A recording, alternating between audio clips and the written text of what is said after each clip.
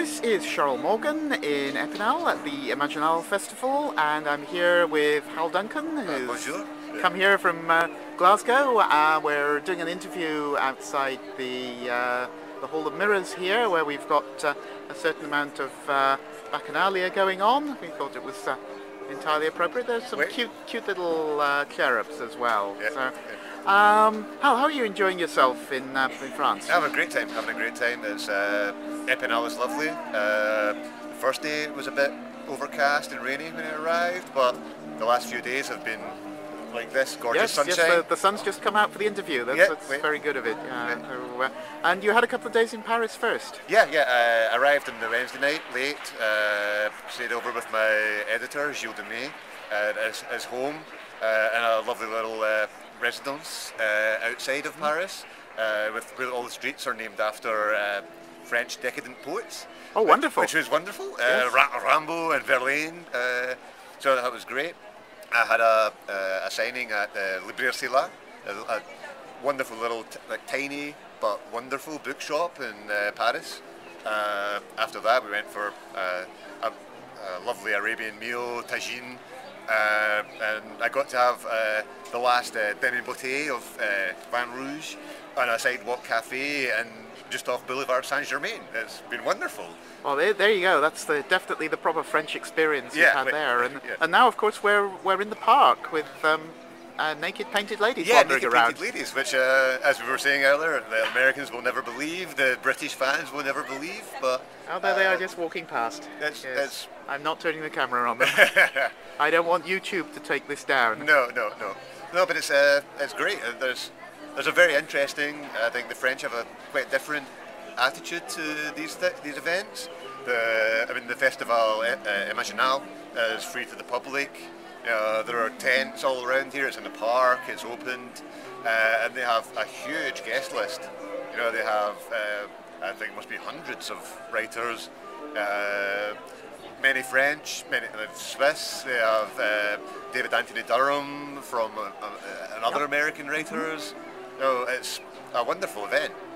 Yeah, and lots of art going on as well, I've noticed. Yeah. I've had a great time chatting to some of the artists.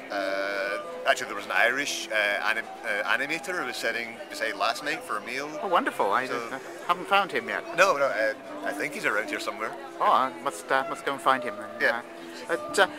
How about the whole process of being published in France? And your books are incredibly stylistic. Has it been difficult to get a good translation done? I have to give all the credit in the world to Florence de Lisi, my translator, who has done a superb job. I mean, because vellum and ink are both really difficult and complex works, very stylistic, and Florence has devoted, must be 4 years. Wow. To translating vellum and ink, and she's only now finishing up the translation of ink, which will be out in France in October, I think, is the plan. I mean, the way I see it is, if you can translate books like vellum and ink, you should be able to translate just about anything. Well, yeah, I think so. I mean, as I say, I have the greatest respect for translators like Florence, or like the German translator Hannes Riffel, who, his translation won an award for, I think, justly so, because it's such an achievement to be taking this crazy, messed up work and some of which is in dialect. Indeed. I mean, and Scottish accents and Irish accents. Next up, fearsome engine for them. Well, that would be interesting. Maybe I should suggest to Florence, although I think she is happy to take a break from the difficult work. I think so, yes. And of course, if you were to translate fearsome engine into French, what you would have to do is find some rural French dialect. I guess, maybe Breton or... I know. Let's not speculate. We might be accidentally rude about some part of France that we want to visit at a later date. No, the Breton are Celts, so they would be. They're lovely people. Yes.